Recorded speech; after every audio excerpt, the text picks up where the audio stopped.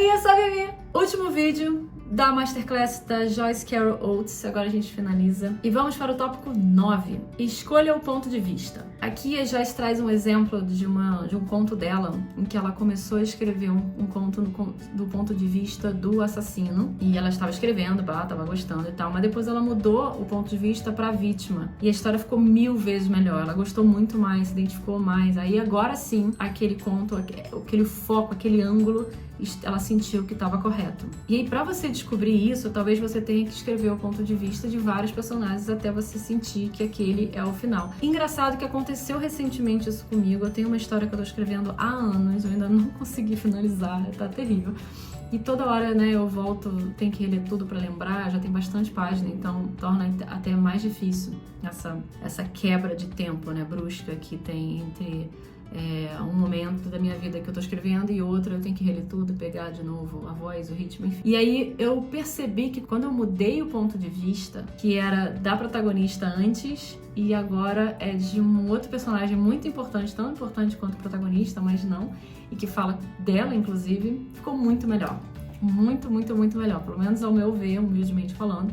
E aí fluiu muito melhor a história, eu já avancei mais, eu volto pra ela com mais frequência e o tesão tá aqui. Eu sinto que o ângulo é esse que eu tenho que escrever. Agora falta, né, terminar e seguir o conselho que eu mesma dou pra todo mundo. Mas tente. O importante é tentar vários até você achar o ponto de vista que melhor se encaixa na sua história. Termine a história quando você tiver dito o suficiente. Às vezes, num conto, você pode ir muito além do que você deveria, entende? Você pode acabar dizendo mais do que você realmente precisava dizer para contar uma história. Ou até você pode terminar antes do momento certo. O leitor não precisa saber de tudo, todos os detalhes, tudo que acontece antes e depois daquele momento crucial, sabe? Daquele momento que você escolheu para contar a história do conto. Aqui, nesse exemplo, eu acho que conta bastante com o que a gente se apega ou não na hora de escrever alguma coisa, né? O escritor, ele tem que sim praticar o desapego, muitas vezes. É difícil, mas precisa. Até mesmo para identificar se a gente criou um personagem que a gente adora e que é legal, mas que não tem a ver com a narrativa, não tem a ver com a história, ou que não é crucial para aquele momento, ou para aquele desfecho, e a gente só precisa rever. Será que é esse realmente esse personagem precisa estar ali? Será que esse texto precisa existir? Exageros não passarão, sabe? Que os leitores são... Só como exercício, faz isso. Pega alguma coisa que você já tem escrito e muda o ponto de vista. Aí muda, sei lá, de terceira para primeira pessoa, de vilão para herói, de personagem que você considera o protagonista para algum secundário, passado para o presente. Aí esse exercício vai te ajudar a ver melhor o ponto de vista do personagem e ao mesmo tempo vai te ajudar também a entender essa gordura do texto.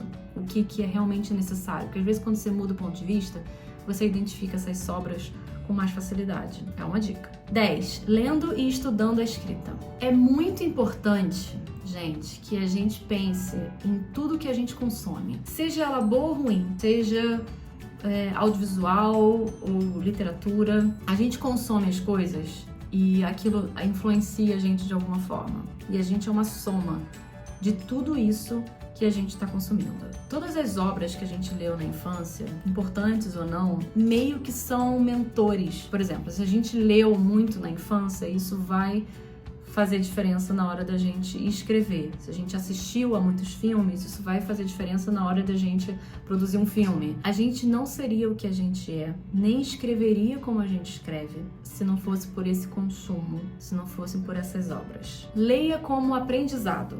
Gente, não dá pra ser escritor sem ler. Não dá! Da mesma forma que não dá pra fazer bolo sem saber do que ele é feito. Pra fazer bolo sem entender os ingredientes. Não tem como, tem. Talvez em Star Wars ali, quando você bota uma pílula na água e ela vira um bolo. Mas nem é ficção científica, é outra parada. A gente não consegue construir nada sem ferramenta, sem material. E a gente precisa entender essas ferramentas e ter esse material, certo? E pra ter esse material, pra ter essas ferramentas, a gente precisa ler. Mas também não dá só pra ler. Quer dizer, primeiro você lê.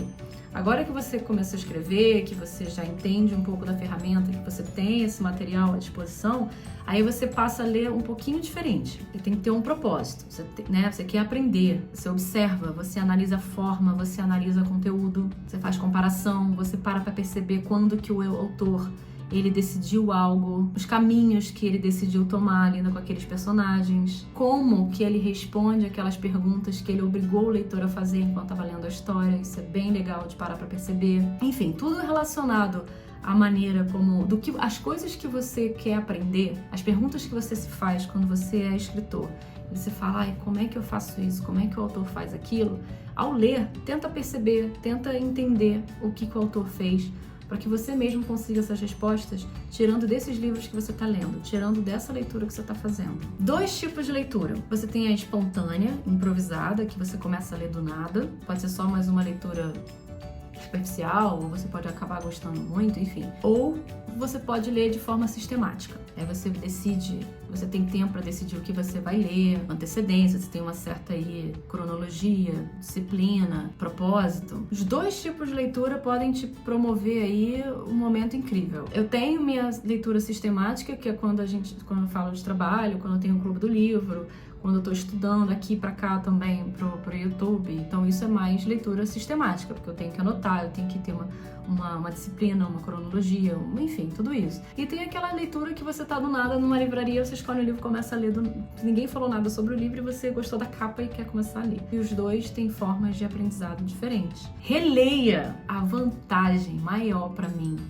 ao reler um livro, como você já conhece a história, já conhece os personagens, já conhece o fim, você consegue prestar mais atenção na estrutura, na forma, como o mundo e como os personagens foram construídos. Você analisa melhor o título, parágrafos, as primeiras frases, as primeiras e as últimas palavras. Tem gente que fala que é balela, que o autor não está pensando muito nisso, mas eu já tenho conversado com alguns autores, eu sei que isso importa para muitos deles. Então é legal ficar tentando entender por que o autor escolheu aquela primeira palavra para começar a história, ou por que ele finalizou com aquela outra. E às vezes são coisas que a gente não tá prestando atenção na primeira leitura, porque a gente tá mais interessado na história, né? E aí, ao reler, a gente presta. E como autor, gente, como escritor, a técnica desse autor, ela precisa interessar você tanto quanto a história, que afinal é a sua profissão.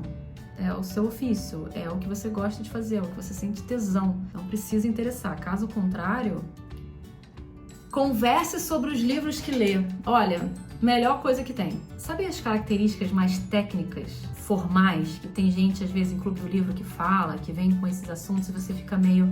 Nossa, mas nunca parei para reparar isso, não tinha pensado nisso. Então, isso não acaba, mas isso diminui conforme você vai falando mais sobre os livros. Você ganha prática. Quando você ganha experiência falando sobre os livros, você vai ver que essas coisinhas, a parte técnica, vem com mais facilidade. Você vai conseguir perceber mais elas ao ler esses livros. Você pode fazer isso sozinho, escrevendo sobre, mas não é tão eficaz assim. Mais eficaz mesmo é tendo um grupo, tendo alguém com quem conversar, algumas pessoas com quem falar sobre os livros que você lê.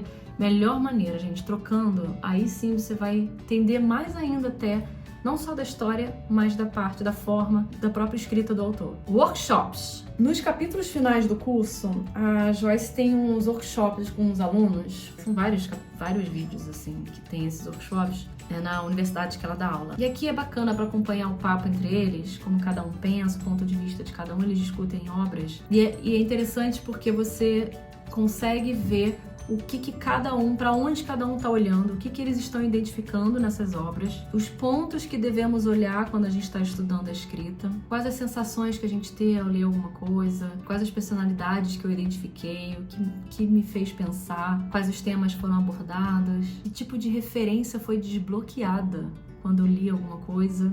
Isso é bacana. Memórias do passado que vieram. Porque isso tudo depois que a gente tá lendo uma página, aí veio, né? Desbloqueou uma memória. Aí a gente continua a história, passa a página, depois a gente esquece que aquilo veio. Então é bom anotar quando estiver lendo para depois discutir sobre isso. E aí você descobre se alguém mais sentiu alguma coisa parecida ou se lembrou alguma coisa do passado que tem a ver também. Essas similaridades, essas diferenças. Por isso que é gostoso trocar quando você tá lendo. Com várias pessoas, com outras pessoas, e não só com você e seu diário. E ler se torna muito mais prazeroso quando você faz isso. Quando deixa de ser uma ação solitária. Quando é uma coisa mais comunitária, aí sim.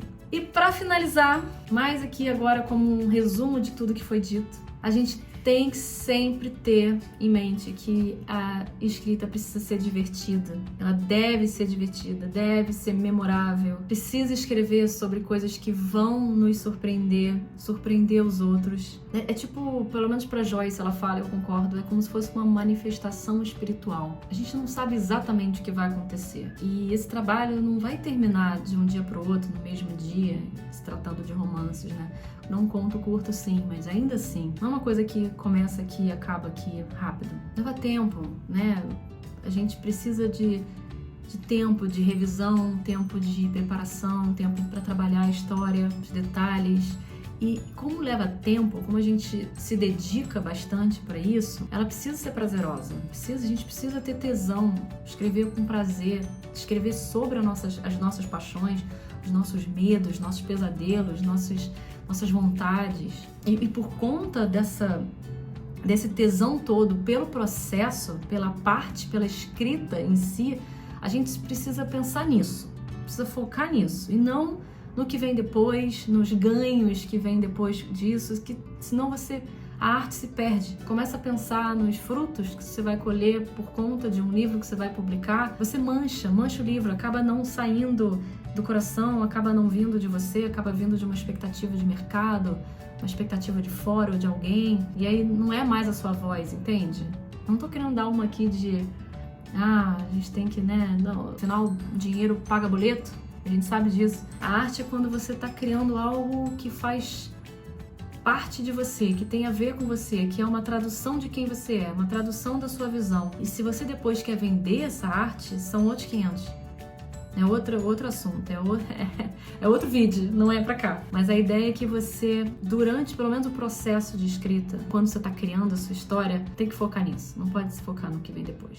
Quando a Joyce fala disso, é sim uma indireta para todo mundo que tá pensando em publicar livros antes mesmo até de ter escrito a história. Tem gente que nem começou a escrever ainda e já tá mandando e-mail pra editora pra falar, eu vou escrever um livro tal, publica. Já tá pensando na história virando um filme da Netflix, uma série da Disney Plus, e na quantidade de dinheiro e biscoito que vai ganhar, ou no vestido que vai vestir no Oscar de melhor roteiro adaptado. Talvez eu tenha sido muito específica, pode ser que eu esteja falando de mim, mas não. Sério, gente, o processo. Defendam o processo, escrevam de coração, escrevam aquilo que vocês amam, e publicar são outros 500, publicar vem muito depois. Não pense nisso ao escrever a sua história, senão você só vai estragar o seu processo, só vai estragar, inclusive, a sua história. Beleza? Chega! Façam os exercícios, escrevam e o mais importante, gente, terminem o primeiro rascunho. Amém. Fui!